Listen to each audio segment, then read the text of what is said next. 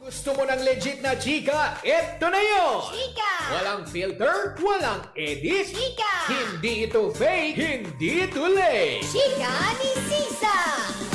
Lahat ng ganap sa showbiz pag-uusapan natin dito. May nag-break, may nagkabalikan. Tara at pag-usapan. Kung ano man ang chika, alam na ni Sisa. Ito ang Chika ni Sisa.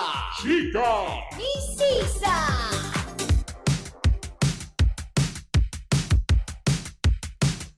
Isang magandang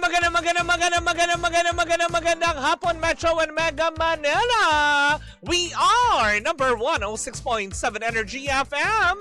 Pangga, wag mong sabihin radyo, sabihin mo energy. Sa magandang hapon pa rin po sa lahat pa rin po ng ating mga pangga na patuloy pa rin po nakatutok sa aming himpilan. At syempre sa mga pumapasada nating mga Kuya Mon drivers.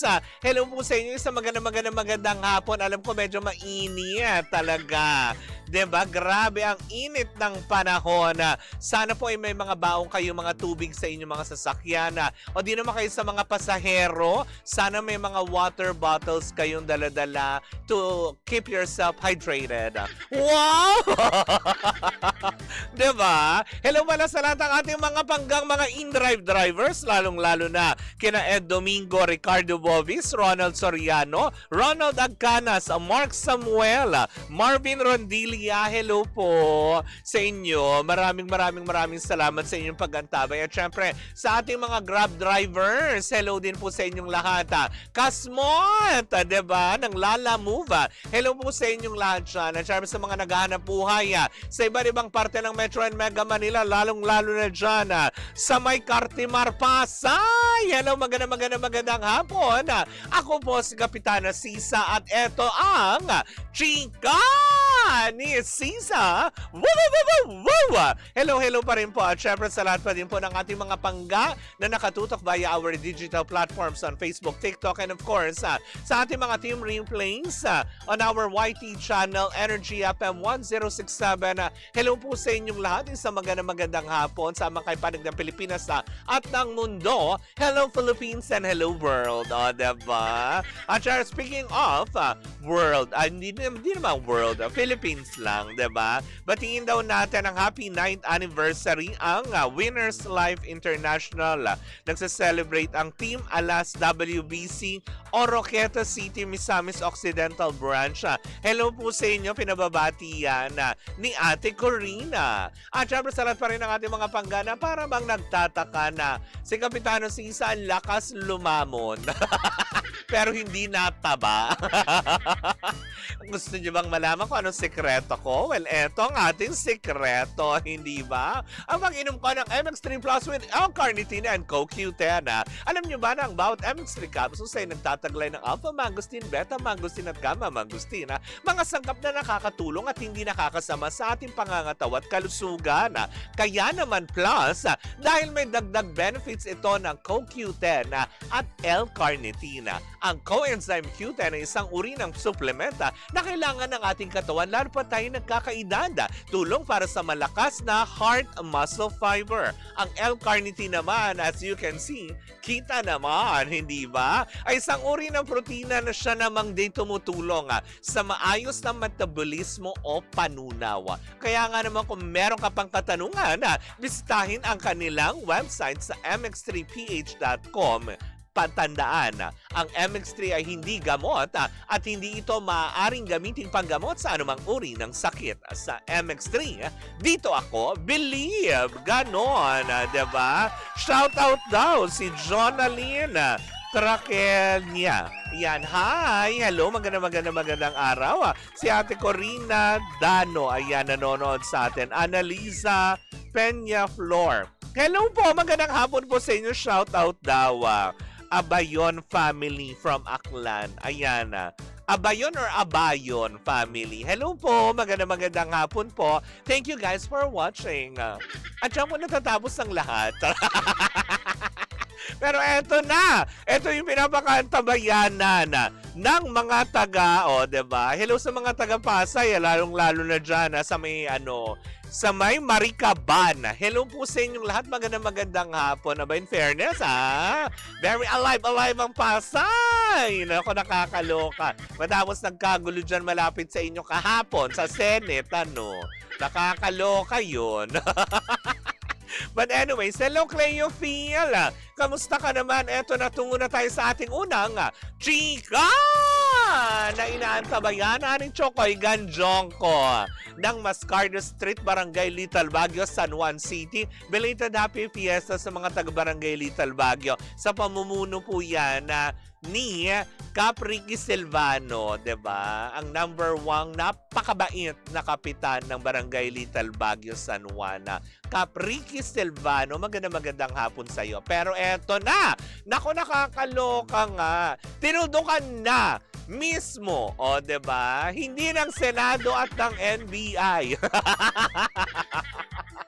Hindi pa rin nila natutuldukan yung hidwaan nila. Matapos magkanda, dapa si Senator Bato de la Rosa sa hagdan. Kawawa naman yung mama. Oo, nakakaloka.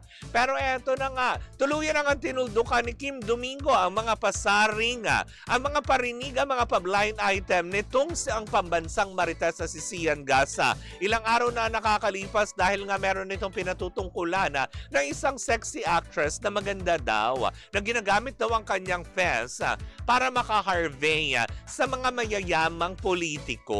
At hindi lang daw sa mga politiko, kung hindi sa mga DOM, ganon, may ganyan-ganyan. Kaya daw nasusustain itong actress na ito ang kanyang mga lavish lifestyle ay dahil daw sa kanyang pangaharbat.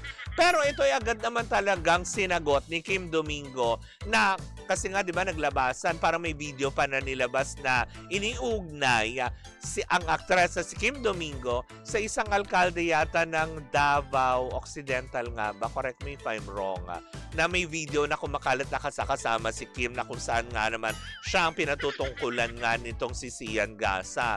Pero diba, lingid sa kalaman ng lahat ay mariin itong itinanggi ng aktres si Kim Domingo sa kanyang, alam mo yun, hindi naman mala telenovela, kung hindi medyo mahaba-habang statement, diba, sa kanyang Facebook page na pinasisinungalingan niya ang lahat ng paratang sa kanya ni Sian Gasa at kung anumang balita na naglipa na all over social media na siya isang huthutera. Oo, diba? At dahil dyan, diba, na-shock. Paano yung na-shock? Ganun, no? Na-shock! Na-shock ang lahat nang biglang umami ng wala sa oras si Kim Domingo at kanya na ngang ibinahagi ang kanyang 3 years old. Wow! Hindi anak nakarelasyon. 3 years na karelasyon, no? Diba? 3 years old na karelasyon. Hindi bata ang karelasyon, 3 years na tinagal ng relasyon niya sa isang Thai. Sawadee-ka! Diba? Sarap.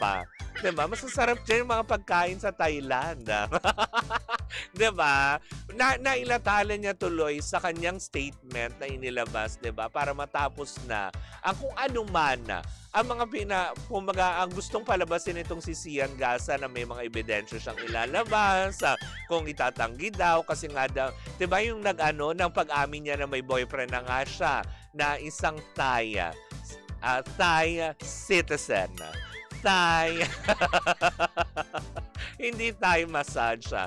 Kumbaga sinabi rin niya doon na 3 years na nga daw ang kanilang relasyon at hindi naman daw niya ito isinapubliko dahil gusto niyang protektahan ang kanyang Thai boyfriend at ang pamilya nito na posible din masangkot or alam mo yun, makaladkada sa kung anumang issue or gulo na nangyayari dito sa ating bansa. Hoy, wala silang kinalaman sa Senado. Pero yun na nga, diba? sabi nga ni Kim, 'di ba, pinatatawad na nga daw niya ang lahat ng mga taong nanghusga sa kanya, lalo pat ang ilan sa mga nanghusga rin sa kanya ay mga kapwa din daw niyang babae, 'di ba? Kumbaga parang para sa kanya pinagpapasa Diyos na lang daw niya. Tapos 'di ba, hindi pa natapos diyan, may hirit ulit si Sian Gasa. Hindi daw ibig sabihin na may boyfriend ay hindi na tumatanggap 'di ba, na kung anong mga regalo mula sa mga mayayamang, 'di ba? Hindi na lang diniretso din ni Sian Gasa na sa mga mayayamang matatanda, o 'di ba, na gusto lang, alam mo 'yon, magkaroon ng konting kaligayahan sa katawan. Parang pinupuhunan daw ang ganda at kaseksihan para daw makabingwit ng mga haharbatan, o 'di ba? Pero hindi na ito sinagot ni Kim Domingo na ayon nga sa actress, 'di ba? Diyos na ang bahala sa inyo. Tapos biglang niretract ni Sian Gasa na hindi na daw niya bibirahin si Kim kasi meron daw umarbor sa kanya na malapit na kaibigan na 'di ba, na nagsabing kumbaga ibalato na lang daw si Kim. Kaya nga naman sa kanyang post, 'di ba, ni Sian Gasa ay para bang balik kay Jay Cuenca na naman siya, nakakaloka ito.